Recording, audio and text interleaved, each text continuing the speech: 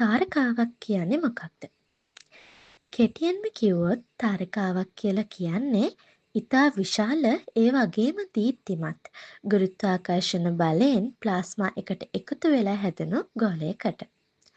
තාරකාවක ආයු කාලය ඒක අවසානයේ එතුළ පිරිහුණු පදාර්ථයන් ප්‍රමාණයක් අඩංගු වෙනවා.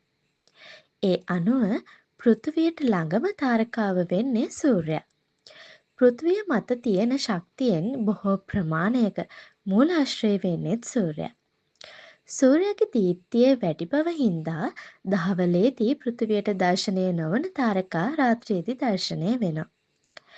සූර්යයාගේ දීප්තියෙන් නොබබලන හෝ වායුගෝලීය සංසිද්ධි වලින් අවහිර නොවූ විට අචල දීප්තිමත් ලක්ෂ සමූහයක් විදිහට මේ තාරකා අපිට දකින්න පුළුවන්. විශ්වයේ දායාද ගැන උනන්දුවක් දක්වන ඔයාට තමයි මේ විචාරය. ඉතින් ඔයාට සුබ දවසක්.